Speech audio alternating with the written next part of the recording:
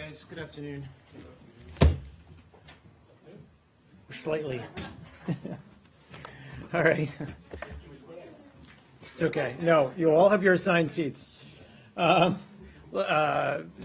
moving briskly along, and I apologize, I'm a little late. I apologize for that, but I do have to leave a little bit after one-ish, and I apologize for that. But welcome to the State Department. Arshad? Yeah. Any questions today? Wishing me a good holiday weekend? I have a few. I do wish you a good holiday weekend. I wish you the same. I'm sorry. Thank you. Yeah. Do you have any comment on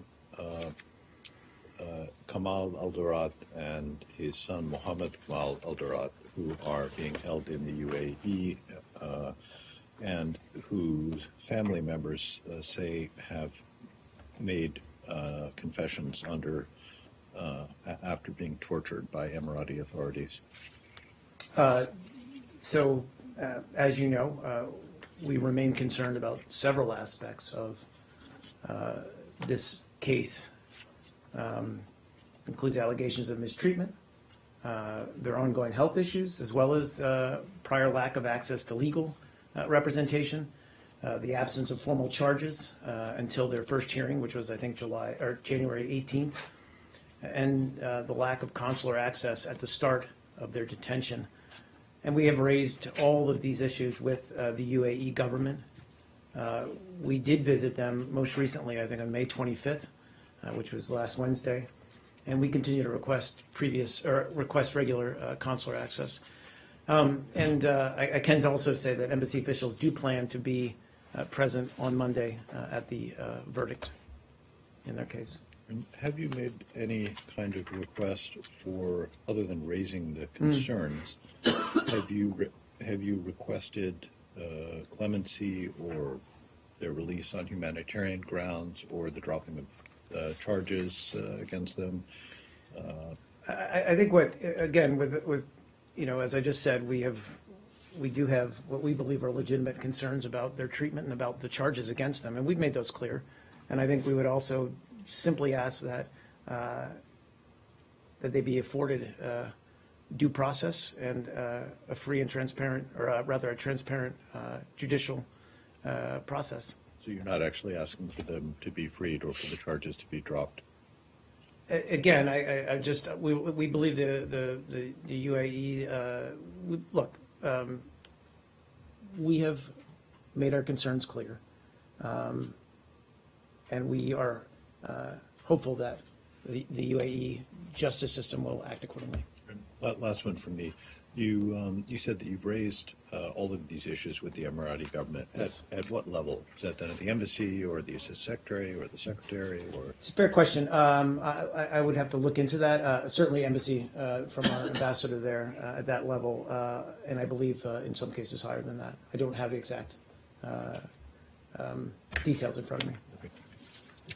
Not far from this country, in Bahrain, do you have any update on the case of this woman who is held with a baby, and it was 50 days after the foreign minister promised to free her, and he was speaking at the press conference with the Secretary of State. Well, unfortunately, I don't have any updates. We continue to urge the government of Bahrain to release Ms. Al-Khawaja. As you noted, the foreign minister did announce the government's intention to do so at a press conference he did with Secretary Kerry on April during his visit to Bahrain. We continue to raise the case with the government of Bahrain, but I don't have any updates, unfortunately, to provide for you. Should the government of Bahrain have made that commitment if they can't deliver on it? You'll have to ask them.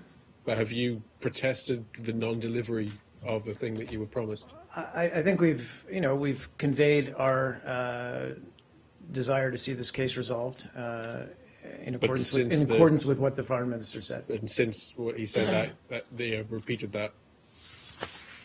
You're saying, have we raised it since he made that pronouncement? I'm certain we have, yes. Okay. And more broadly, Secretary Kerry said at this time that it was essential or critical to respect human rights. Have you seen any improvement in human rights situation in Bahrain since he spoke? I don't have any updates, to provide since he spoke. I think, look, broadly speaking, Bahrain has made some progress in terms of human rights reforms by creating institutions that improve oversight and accountability over security institutions. But I think we would also say that more work remains to be done. Can we go to And we continue, sorry, just to finish, and we continue to raise our concerns with Bahrain. Yeah, Please. can we go to Syria? Yep. Yesterday, you didn't address the question of the shoulder flashes that appear on the soldiers, U.S. soldiers who were photographed by AFP in northern Syria. Obviously, we've talked to the Pentagon about that, but now it's become a diplomatic incident. The foreign minister of Turkey said some very strong words. He said that if American soldiers can be wearing YPG flashes, why don't they just wear Al Qaeda flashes or ISIS flashes? They're all terrorists, and you're hypocrites for pretending otherwise. What's your response? So I'm going to stay in large part where I was yesterday, in that I'm not going to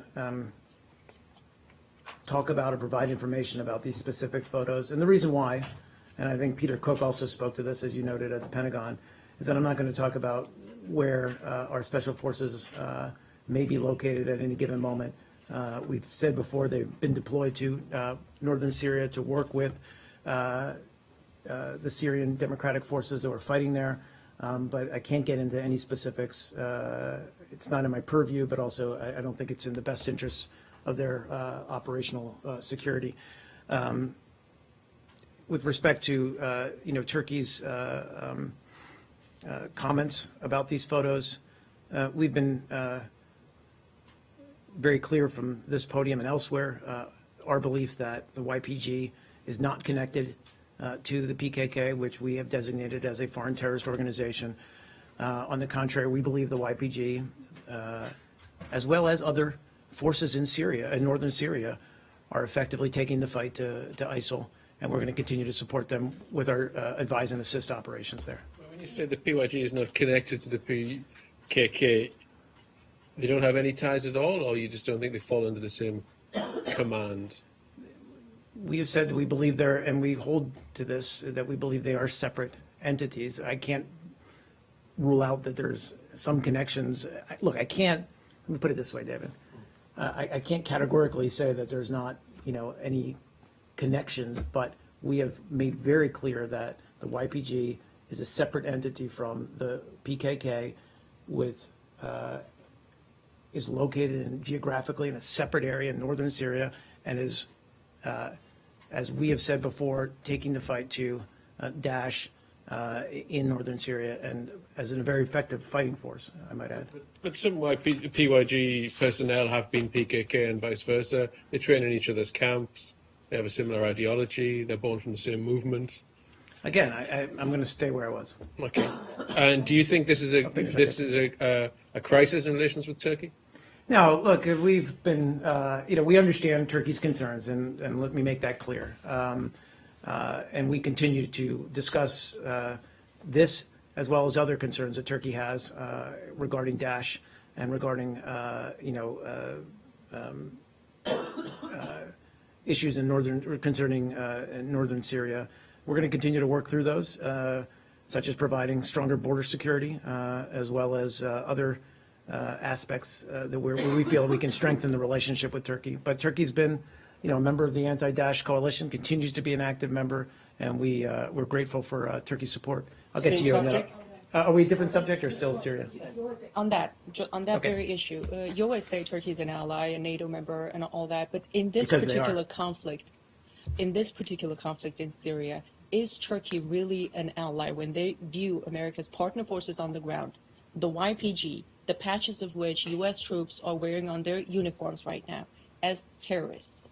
Doesn't that suggest a huge difference in goals in this conflict? No, it does not, because the goal here is to destroy and degrade Daesh and remove them from the battlefield. Frankly, it is a goal we share, but it's a goal we share with all members of the ISSG. It's a goal we share with all members of the anti-Daesh coalition.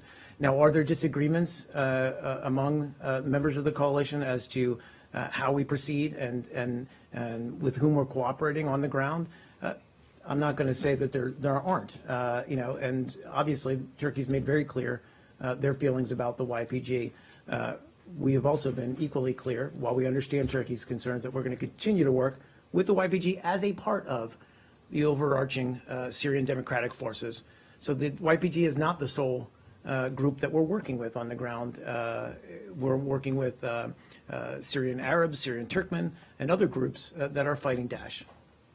Please. Yep. Just a couple of weeks ago, Mark, Secretary of Defense, Mr.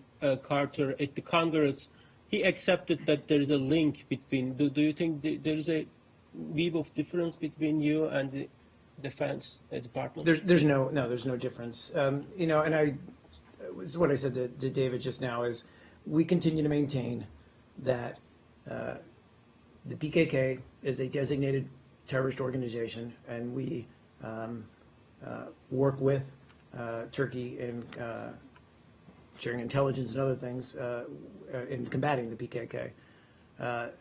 We take a separate view on the YPG, and we believe, as I said, in the context of northern Syria and in the context of our battle to defeat and degrade Daesh in northern Syria, we view them as an effective partner along with other members of the Syrian Democratic Forces.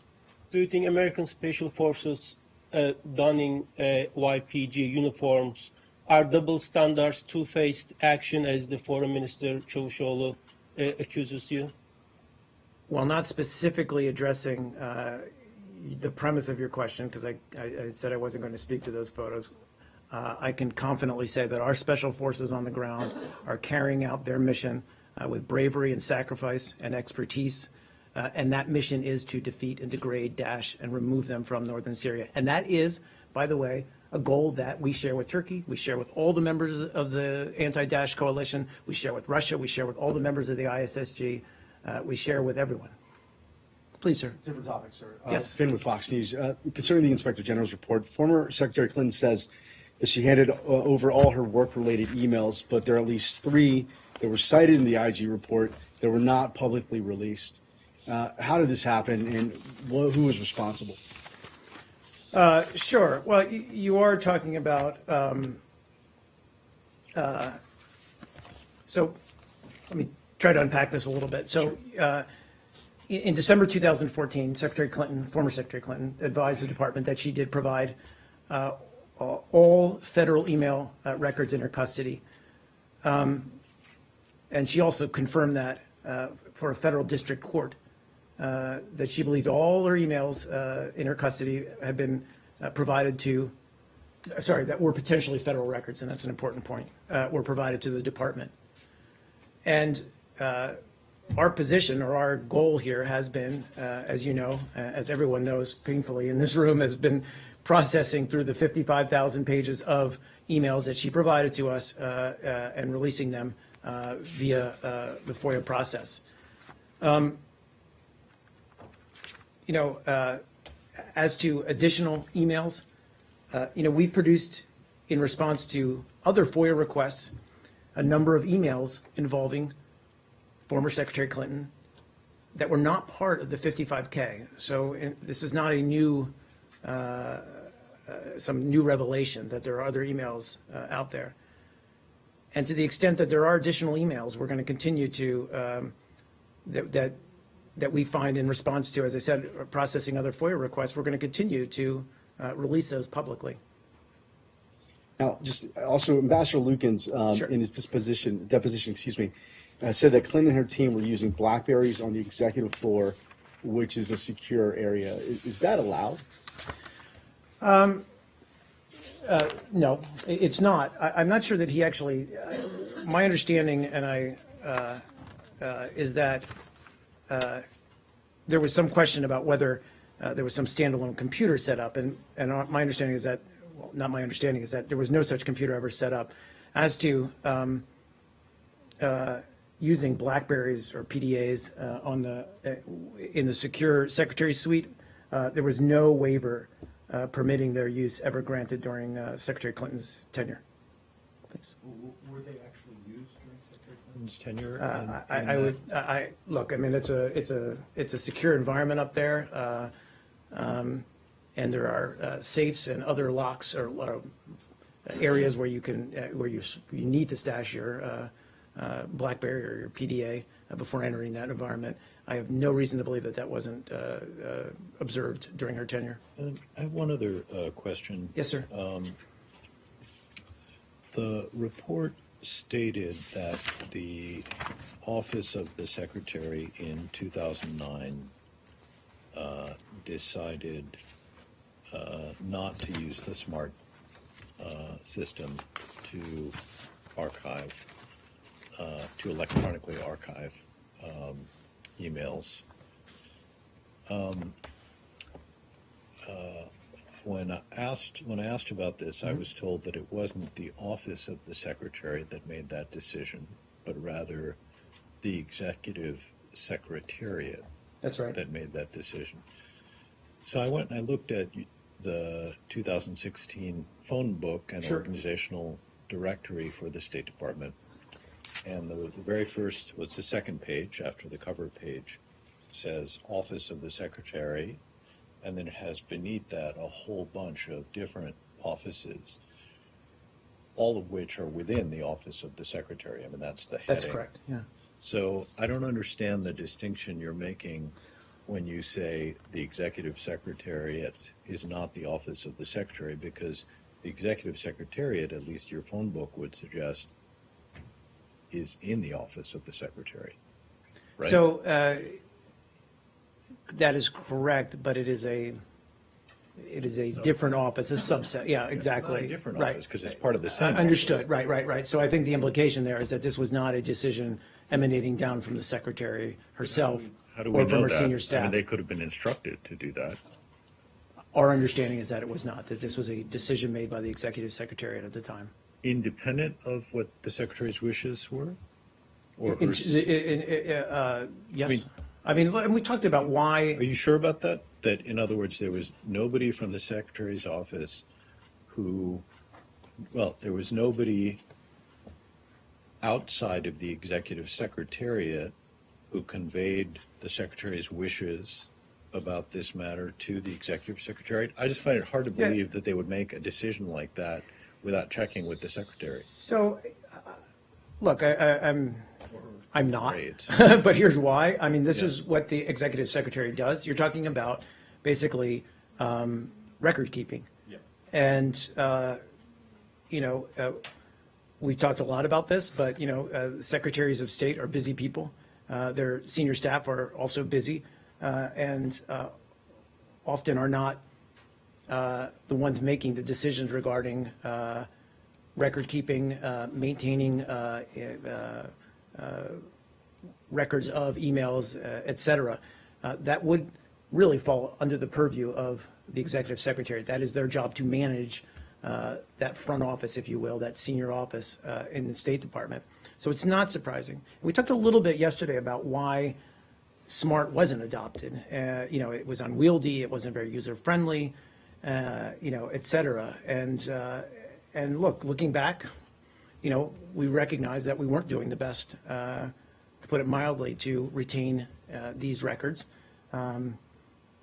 We've now got better, newer systems in place, such as automatic archiving, that will help us address that going forward. But just in a direct response to your question, it's not surprising that this was not some direct decision either from the secretary or her senior staff. And do you know for a fact that it was not a direct decision by the Secretary or her senior staff that was then communicated to the Executive Secretariat?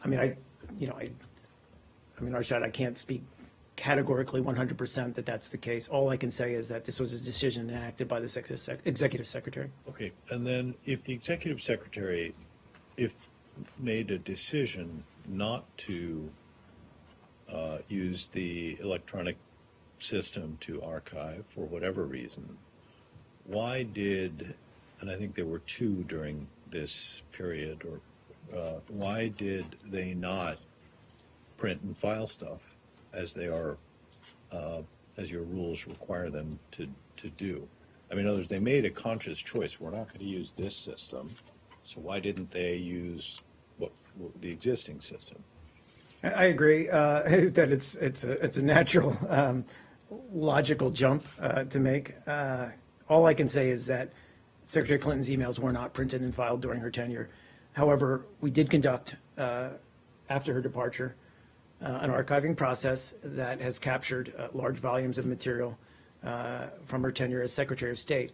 And we've talked about this before. As much as we've talked about ad infinitum, her email usage. Email is not the sole means of doing business at the State Department. So there are memos, there's a lot of paper that captures and records the policy decisions that she made under her tenure. But as to why the decision was made not to print and file, beyond the fact that it's an incredibly arduous process, I can't explain that other than that. Why?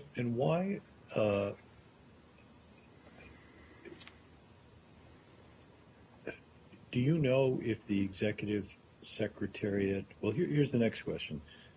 According to the IG report, at least two officials raised to, I think the executive secretariat's director for IRM concerns about her personal email system.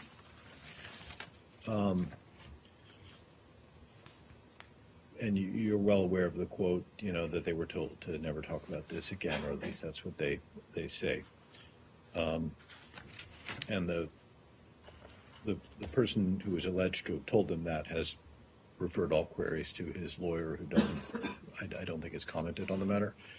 So my question is this: as part of your review, you keep talking about how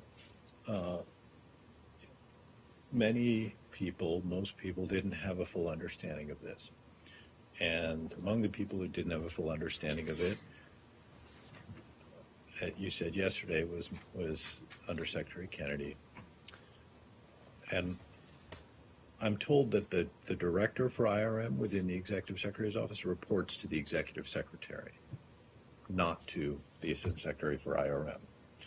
So what are you doing, if anything, to make sure that information that should be shared so that your rules can be followed is shared with the appropriate people?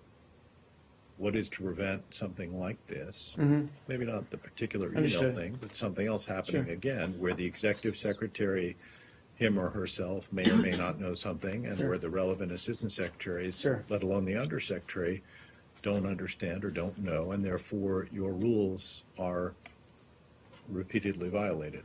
So I think also a fair question. I think it's part of the 8 recommendations that we're already seeking to implement or have implemented. But I think first and foremost, and we've talked about this, it starts with in-processing and in-processing the Secretary of State and making certain that they understand the obligation both to use official email in their correspondences, business-related correspondence, as well as their obligation to trap that correspondence, to keep those records and maintain those records. And I can also say that in light of this entire episode, there's certainly a much keener understanding that, precisely as you said, we need to communicate within the different entities. We need to have a clear understanding of not just the secretary, but how senior staff are using their email, private email versus official email. And again, there's been an emphasis under Secretary Kerry to ensure that the entire department understands the need to keep records of their email correspondence. Yes. Two more from me on Sure, this. and I apologize. I'm looking at the clock. I apologize. I'll try to be super quick. Thanks. One, I believe you said that as of last March of 2015, Right. all of Secretary Kerry's state.gov emails are being captured, correct? Are being automatically captured? Yeah, I'm just looking for the exact date I gave you.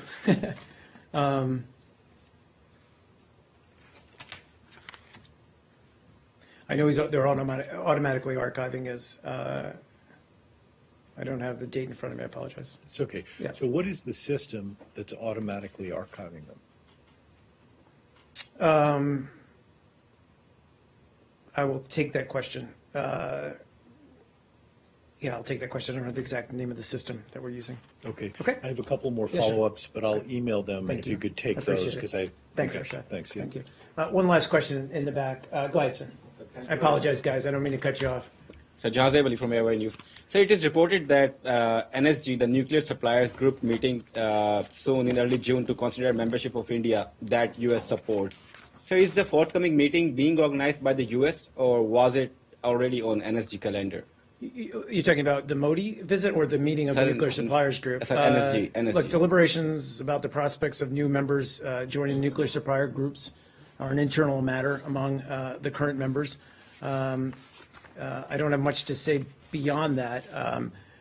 Other than that, I think they meet regularly. This is not a specific meeting, I believe, not set up to particularly talk about this issue. So does the State Department confident that it has already generated a consensus in NSG in favor of India?